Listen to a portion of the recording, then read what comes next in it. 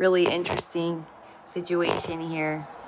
The thing that connects your mouth to your jaw, there's like a connective tissue. For some reason mine hurts. I don't know, because I've been messing with my chin here. It's just below that. Like a thing that keeps your chin flat. There's like a connective tissue to your jaw, which if you look down in there, it looks really weird, you know. I put a tattoo in there I had to pay for with my own money after somebody so rudely suggested that I get a tattoo and then didn't want to pay for it. Anyways. All right. So, it hurts, but I have been feeling a devil stirring inside of me, and yet I haven't done anything crazy.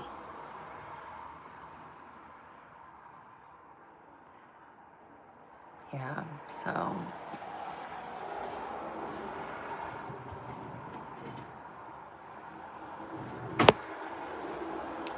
by crazy, you know, I just mean like you know, like I don't know.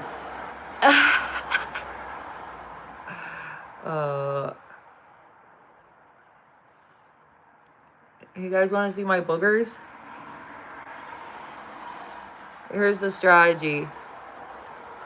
You use a reusable handkerchief and you put it around your finger, keep your nails nice and short, and you stick that in your nose. Do you think you can do that?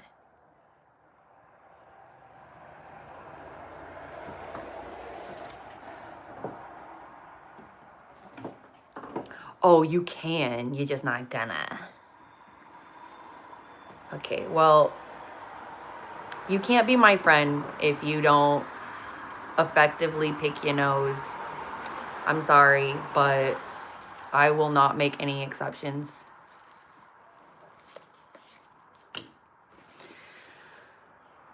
Chapter 17, Masika. She was lost.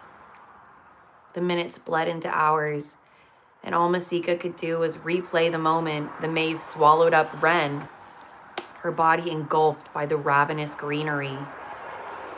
Masika should have done something, gone after her.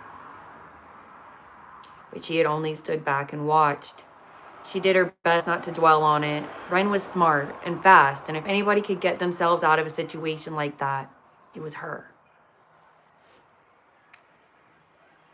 Or maybe that was just Masika's way of convincing herself that Ren was okay. It didn't matter. She couldn't go back in time.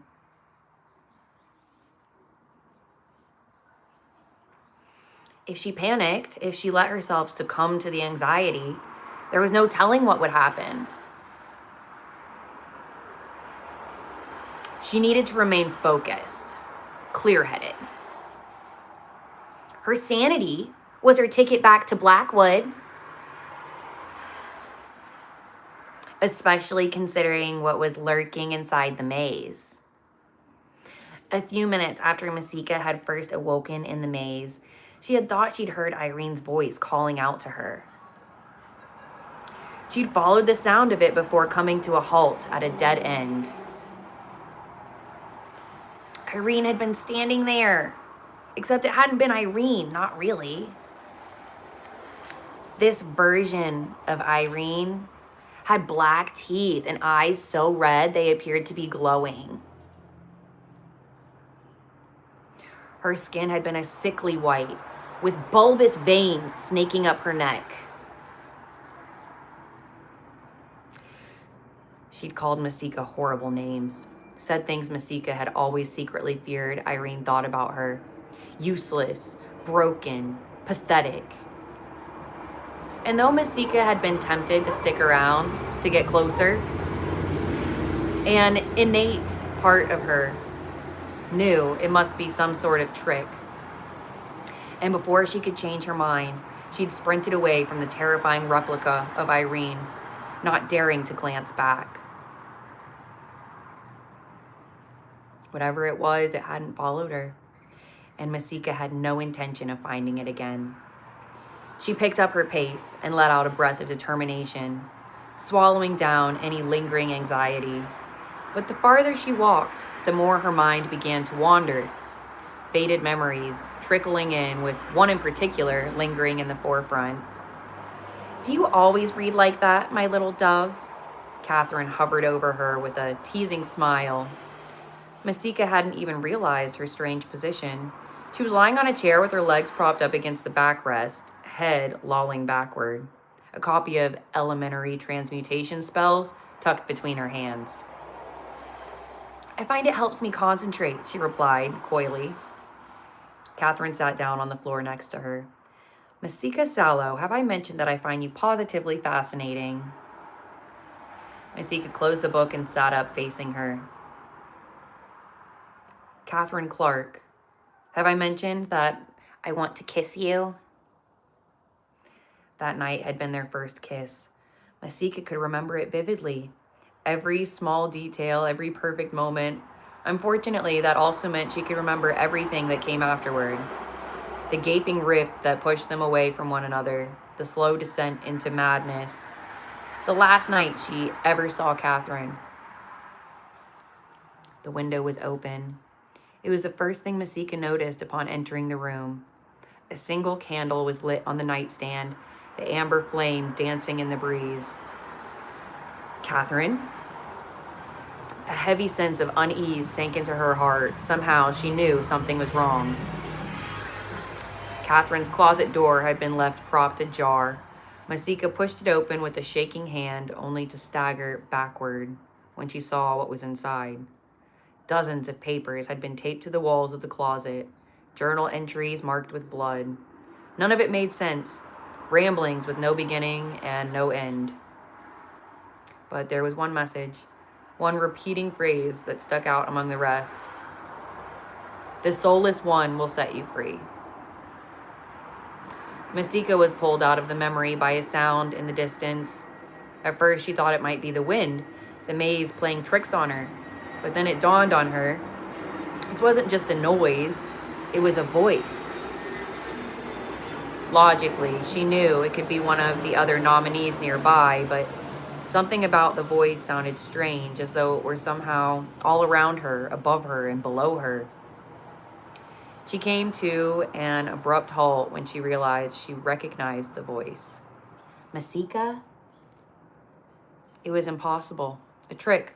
A sadistic illusion put in place to confuse her. But still, she held her breath, listening intently. The voice echoed once more. "Masika." It sounded just like her. "Come find me, my little dove." Something shifted in the shadows up ahead. Masika squinted, determined to get a better look. And that was when she saw her. Tawny hair falling in loose waves, soft thighs and heart-shaped face, a smile made from the sun itself. "Catherine!" Masika started running, nearly tripping over herself as she scrambled to keep up with the illusion of Catherine. It had to be an illusion. It couldn't possibly be her. But even with that knowledge, she couldn't help but check. Even if it was just one glance, one more opportunity to see her. But when she turned the corner, Masika skidded to a halt. What she saw at the end of the path snapped her back into reality. Hunched over a body was the same creature from before. White, leathery skin covered its long, crooked limbs. Blood dripped out of its mouth, coating its chin. Its claws ripped apart flesh. Masika heard clearly the snap of ligaments being torn, bones crunching under sharp claws. A familiar face, leached of color. The first time Masika met Nick Aronson, it had been between classes. He was a quiet and unassuming boy with beady topaz eyes that glanced around nervously, and soft cheeks tinged with a rosy hue. The last time she'd seen him had been earlier the previous morning when she'd been speaking to Liza. He'd been standing there, waving her over, a bright smile on his face. Masika blinked, and the image of a fresh-eyed Nick evaporated like morning dew, replaced by the scene unfolding in front of her. The creature had plunged its talons into Nick's chest and carved a gaping hole, splitting his torso into mangled ribbons. Beneath the creature's grasp, Nick screamed. It wasn't a scream of terror or helplessness. It was a blood-curdling scream. His eyes met hers in a paralyzing moment. Masika held her breath and stepped closer, prepared to fight. She lifted her hand, summoning the magic inside her, but something in Nick's expression made her freeze with her hand lifted to the sky. He wasn't asking her for help. He wasn't silently begging her to intervene and save him. His eyes were screaming for her to run, to leave him. "Please," he whispered. Before Masika could wrap her head around what he was telling her to do, what he was asking of her, Nick's body began to evaporate into tiny particles, his face coming apart like melted wax. The particles that had once been Nick hovered in the air, drifting in a circular pattern before vanishing completely. He was gone. Masika lifted her hands to stifle the gasp of terror that ripped from her throat, but it was too late. Whatever noise she'd made was loud enough to catch the attention of the creature.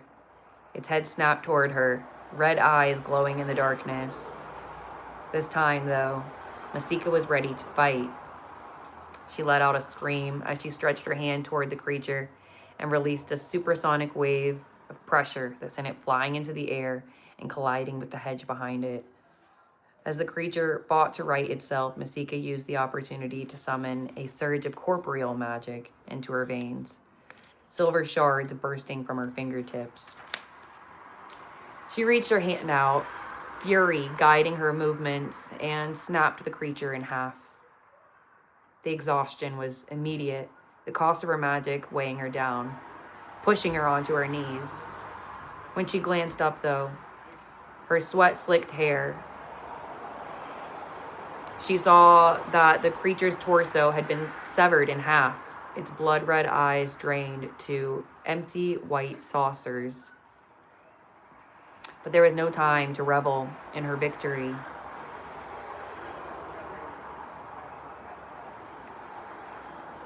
In that same moment, the hedge next to her shifted, forming an opening that revealed a new path, one paved with red bricks and filled with opalescent butterflies.